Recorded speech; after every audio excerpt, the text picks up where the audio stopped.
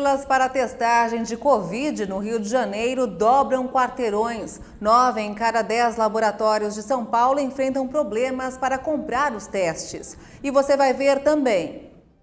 A ANAC autoriza companhias aéreas a voarem com menos comissários após avanço da Ômicron impactar tripulações. Cidade mais vacinada de São Paulo, Botucatu destaca baixo impacto nas internações por Covid, mesmo com alta de 700% nos casos. O barril do petróleo atinge o maior preço desde 2014. Depois do vulcão e do tsunami, imagens revelam a destruição do arquipélago de Tonga. Pelo menos 100 mil pets já têm plano de saúde no país, mas cuidados devem ser tomados antes da contratação. Agora, no Jornal das 18h30. Olá, boa noite. No primeiro dia de vacinação contra a Covid-19 para crianças no município do Rio de Janeiro, foram aplicadas mais de 18 mil doses. A imunização infantil começou ontem com a aplicação da primeira dose nas meninas de 11 anos e nas crianças de 5 a 11 anos com comorbidades e deficiência permanente que podem comparecer em qualquer dia. A estimativa é que a cidade tenha cerca de 560 mil crianças nessa faixa etária. Com a inclusão das crianças, o painel da vacinação da Prefeitura indica que 91,4% das pessoas elegíveis para receber a imunização contra a Covid já tomaram a primeira dose e 86,9% receberam 2 doses ou a dose única. E as filas para testagem de Covid no Rio de Janeiro dobraram quarteirões hoje. Muitas pessoas relataram que aguardaram mais de 4 horas para fazer o teste. A procura para a testagem de Covid-19 não para de crescer. No centro de São Gonçalo, no Rio de Janeiro, o avanço da variante Ômicron fez muitas pessoas enfrentarem filas enormes para fazer o exame desde o amanhecer. Na Zona Norte, uma grande fila de carros quase deu a volta no estádio do Engenhão.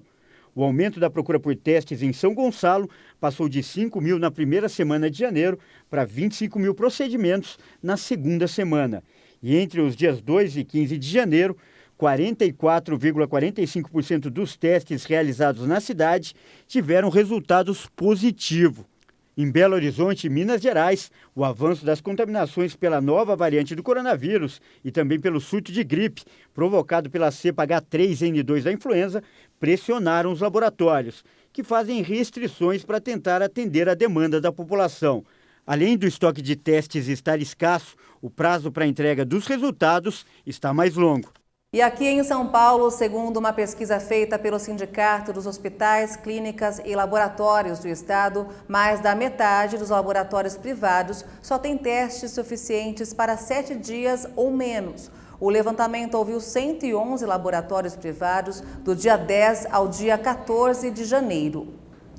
E em Botucatu, a alta taxa de vacinação contra a Covid vem evitando impactos nas internações, mesmo diante de um forte avanço no número de casos da doença, que cresceu mais de 700% na semana passada. O município do Centro-Oeste Paulista é líder absoluto no estado em cobertura da dose de reforço da vacina contra o coronavírus, segundo a Secretaria de Saúde do município. Na semana passada, foram confirmados em Botucatu 1.919 casos positivos da doença, o maior número de contaminações desde o início da pandemia. Desse total, 1.608 pessoas estão em isolamento domiciliar. Em comparação com a primeira semana do ano, quando foram relatados 238 casos, houve um aumento de 707%. O avanço de casos chama a atenção porque Botucatu passou por uma imunização em massa após ter sediado estudo clínico para avaliar a eficácia da vacina AstraZeneca.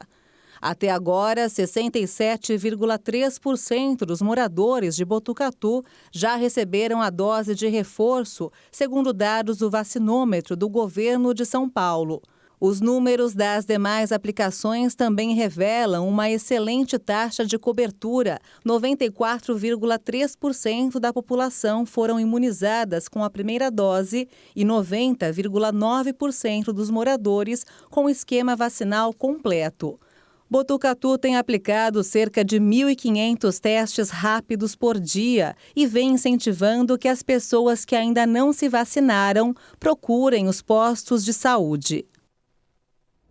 Com o avanço da variante Ômicron do coronavírus, algumas lanchonetes e restaurantes na cidade de São Paulo começaram a adotar a exigência do comprovante de vacinação de seus clientes.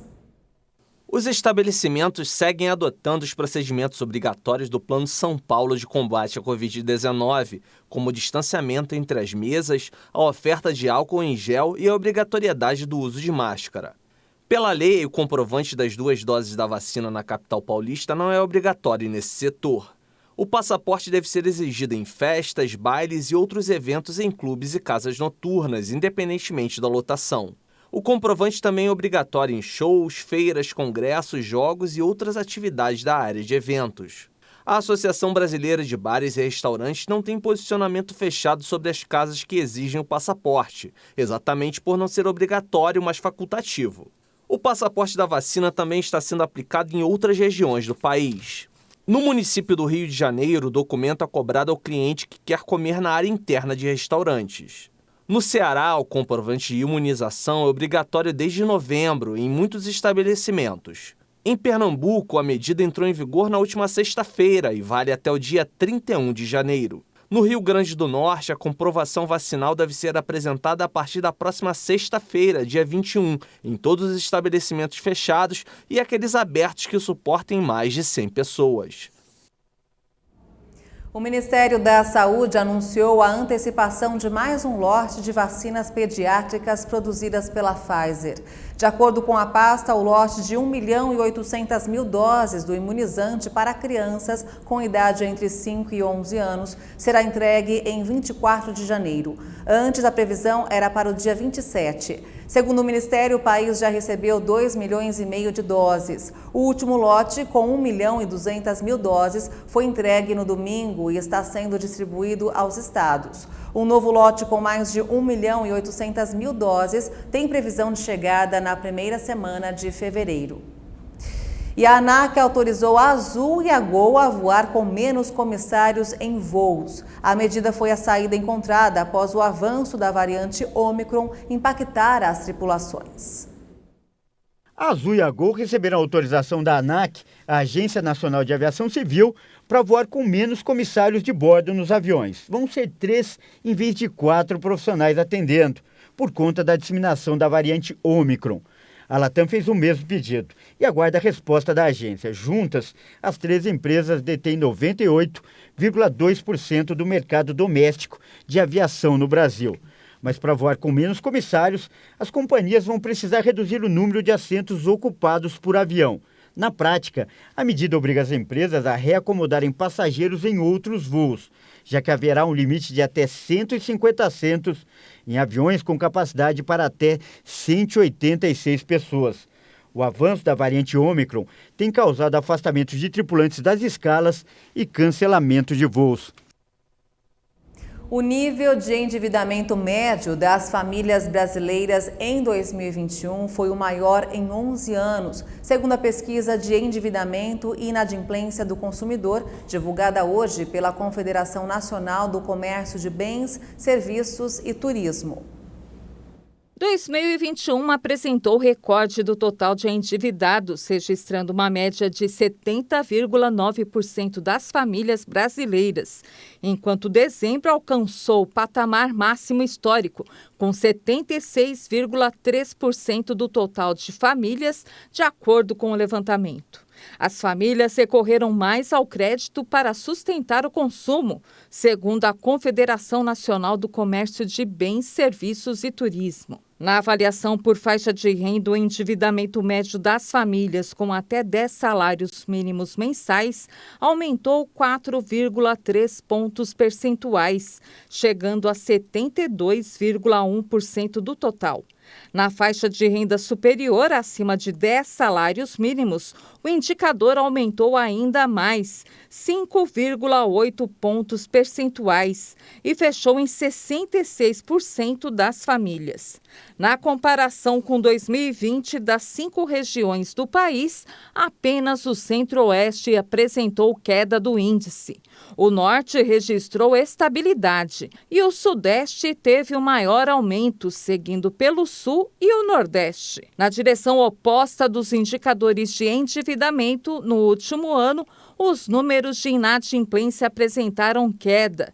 De acordo com a pesquisa, o percentual médio de famílias com contas ou dívidas em atraso diminuiu 0,3 pontos percentuais na comparação com 2020, chegando a 25,2%. E você vai ver ainda nesta edição, o barril do petróleo atinge o maior preço desde 2014. E ainda, pelo menos 100 mil pets já têm plano de saúde no país, mas cuidados devem ser tomados antes da contratação. Os detalhes daqui a pouco, até já.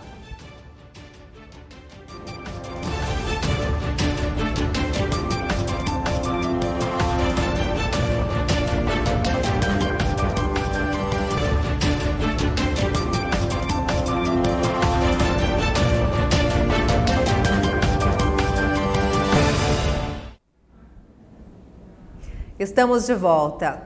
O barril do petróleo Brent atingiu hoje seu preço mais alto em 7 anos. A preocupação é que a alta das mercadorias aumente ainda mais a inflação global.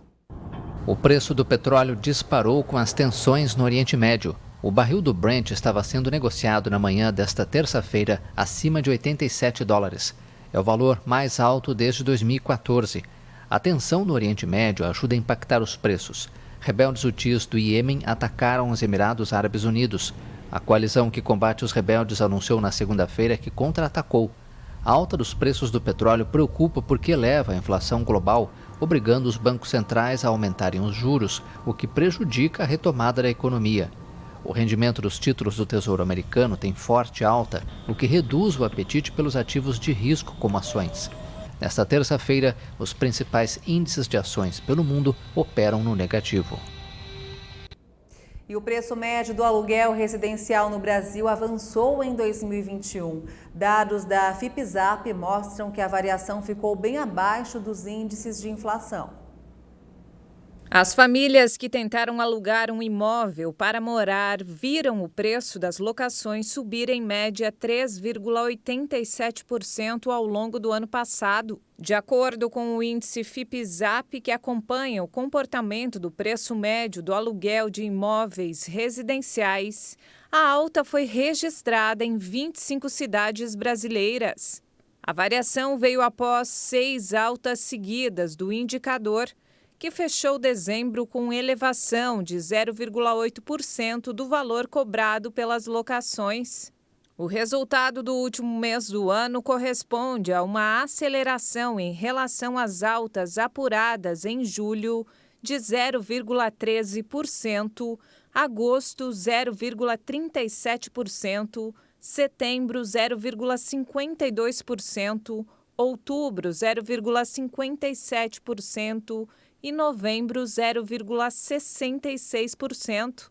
E mesmo com a valorização do preço das locações, o índice fechou 2021 com uma evolução inferior àquela registrada pelo Índice Nacional de Preços ao Consumidor Amplo, o IPCA, que mede a inflação oficial e ficou em 10,6%, e pelo IGPM, usado na maioria dos reajustes de aluguel, que saltou 17,78% durante o ano passado.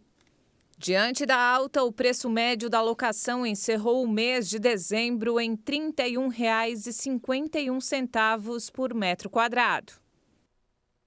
E vamos agora ao mercado financeiro. O dólar voltou a subir nesta terça-feira, ganhando força ao longo da tarde após uma manhã de queda, conforme a pressão externa por receios sobre a velocidade do aperto monetário nos Estados Unidos. A moeda norte-americana fechou em alta de 0,61% e encerrou o dia cotada a R$ 5,56 na venda. Após queda na produção no ano passado, a primeira estimativa da safra de café em 2022 aponta que a colheita do grão deve ter um aumento de 16,8% em relação ao ano passado. Os números foram divulgados hoje pela Companhia Nacional de Abastecimento. A produção deve ficar em 57 milhões e 700 mil sacas de 60 quilos. Em 2021, o volume total de café produzido foi de 47 milhões e 700 mil sacas, segundo a Companhia Nacional de Abastecimento, CONAB. Mas o resultado previsto ainda está abaixo do que foi colhido em 2020, quando a safra recorde foi de 63 milhões de sacas de 60 quilos. De acordo com a companhia, a queda da safra de 2022 é reflexo das condições climáticas, com a estiagem e as geadas registradas principalmente entre os meses de julho e agosto de 2021 e que afetaram principalmente os cafezais dos estados de Minas Gerais, São Paulo e Paraná. A Conab informou que houve um aumento de 2 milhões e 200 mil hectares na área destinada à cafeicultura, um acréscimo de 1,7% sobre o ciclo anterior. O aumento também é reflexo das condições climáticas adversas registradas no ano passado. Mesmo com o aumento da safra no país, a companhia disse que o cenário neste início de ano é de restrição da oferta de café no mercado interno, influenciado pela redução na produção em 2021, demanda exportadora aquecida e pelo período de entre-safra. Isso deve pressionar o preço do produto dentro do país. O parlamento indonésio votou hoje uma lei que aprova a transferência de sua atual capital, Jakarta, localizada na ilha de Java, para Bornéu, uma ilha que abriga uma das maiores florestas tropicais do mundo. A Indonésia vai ganhar um novo centro de poder. O parlamento do país votou numa lei que aprova a transferência da atual capital, Jakarta, para Bornéu, uma ilha que abriga uma das maiores florestas tropicais do mundo. As primeiras maquetes da cidade denominada Nusantara mostraram um projeto de cidade inteligente, construída entre árvores, mas ainda não há uma ideia mais concreta sobre sua aparência. A construção terá várias etapas até 2045. A nova capital política do arquipélago do Sudeste Asiático será construída a cerca de 2.000 quilômetros de Jakarta, que fica na ilha de Java, e se manterá como a capital econômica. A nova capital ocupará mais de 56 mil hectares na província de Kalimantan Oriental, em Bornéu, ilha compartilhada por Indonésia, Malásia e Brunei. No total, e já pensando na expansão do projeto, foram reservados cerca de 256 mil hectares. Jakarta, que tem mais de 30 milhões de habitantes, sofre com a falta de infraestrutura e se vê paralisada por enormes engarrafamentos e por um elevado nível de poluição. Além disso, sua zona costeira se afunda abaixo do nível do mar, o que provoca frequentes inundações. Ao menos 5 pessoas morreram após um tsunami causado por uma forte erupção ter atingido as ilhas de Tonga, no Pacífico, no último sábado. Imagens divulgadas mostram a devastação ocorrida no local após a erupção de um vulcão, seguida por tsunami. O arquipélago ficou praticamente isolado do restante do mundo devido à erupção de um vulcão submarino que cortou o cabo de conexão da ilha.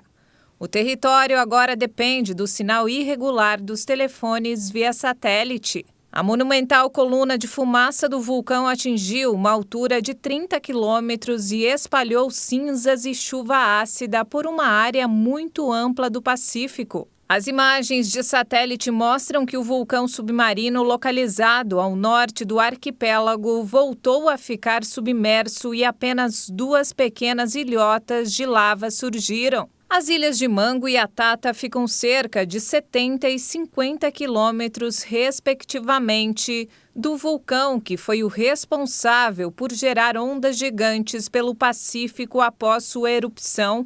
Mango tem cerca de 50 habitantes, enquanto Atata tem 100. A ilha também foi fortemente atingida pelas ondas do tsunami. Os planos de saúde para pets vêm crescendo muito nos últimos anos. Hoje, estima-se que entre 100 mil e 130 mil animais domésticos estejam cobertos por convênios. Mas é preciso ter muito cuidado na hora de contratar o plano de saúde para o seu pet. Acompanhe na reportagem de Maria Clara Leite. A família do Júnior sempre teve cães, mas a maioria vira-lata. Quando o empresário foi morar sozinho, resolveu ter uma maltês e já sabia que os cuidados com a filha de 4 patas teriam de ser especiais. Essa daqui é a Maia, já está com 3 anos e 2 meses, né? Eu contratei o plano de saúde logo da primeira semana que ela veio para mim, por já saber que eles dão um pouquinho de trabalho em questão de gastos nessa parte de veterinários. É que a raça tem histórico de alguns problemas de saúde e, no caso da Maia, o primeiro apareceu logo cedo. Realmente, com o tempo, veio trazer, mostrou aí as suas alergiazinhas, onde eu usei bastante já o plano. Por isso, para ele, o convênio é essencial. O empresário conta que a economia é grande. O ano passado eu economizei aproximadamente, em média, de 3 a 5 mil reais só com consulta. Custo. Essa é a razão que tem levado muitos tutores a contratarem planos de saúde para os seus pets. Um mercado que agora vem crescendo bastante, apesar de ser regulamentado desde 1998 pelo Conselho Federal de Medicina Veterinária. E a previsão é de que em 5 anos o número de segurados por esses tipos de convênios chegue a 1 milhão. Essa previsão pode ser explicada pela quantidade de animais domésticos contabilizados hoje no Brasil. Segundo dados da Associação Brasileira da Indústria de Produtos para Animais de Estimação, no país há cerca de 80 milhões de pets, somando cães e gatos. Sim, nós não temos nenhuma pesquisa, não sabemos te informar o porquê que isso vem acontecendo, tá? O que a gente orienta é que esses planos de saúde façam um registro junto ao Conselho, como está previsto na resolução do Conselho Federal, a 647 de 98, que foi essa que você citou, que regulamenta os planos de saúde. Isso é o mais importante. É o que garante que o plano de saúde está de acordo com a lei. É o primeiro item que tem de ser avaliado na hora de contratar esse tipo de serviço. E para isso, basta acessar os portais dos Conselhos de Medicina Veterinária.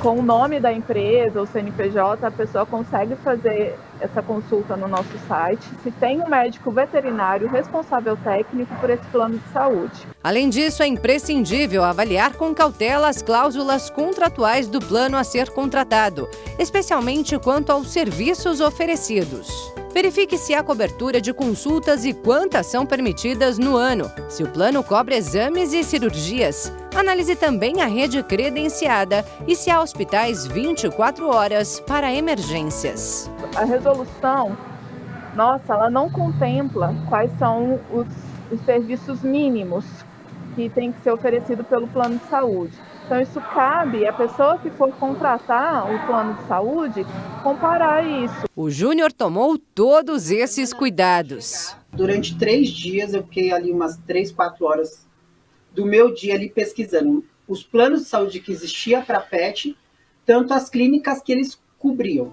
Na época, ele encontrou inúmeras reclamações na internet. Propaganda enganosa, mau atendimento, cobrança indevida. Até encontrar o plano que atendesse todas as suas necessidades. E hoje diz que não tem do que reclamar. Eu mesmo faço de tudo para não cancelar ou perder o plano dela, né?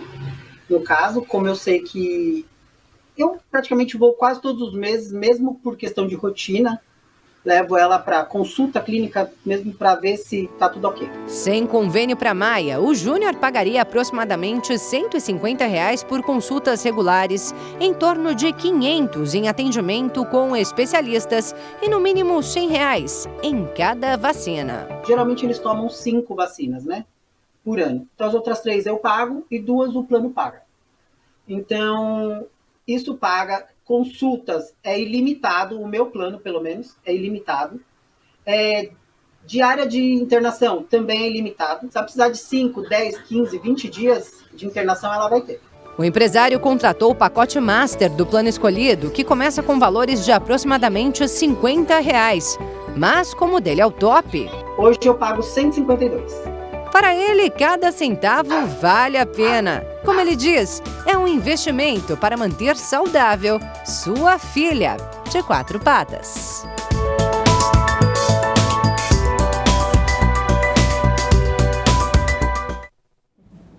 E o Jornal das 18h30 termina aqui. Você acompanha outras informações durante a nossa programação. E se quiser rever as reportagens desta edição, é só acompanhar o canal Hit Notícias no YouTube. Obrigada pela sua companhia, uma boa noite para você e até amanhã. Tchau!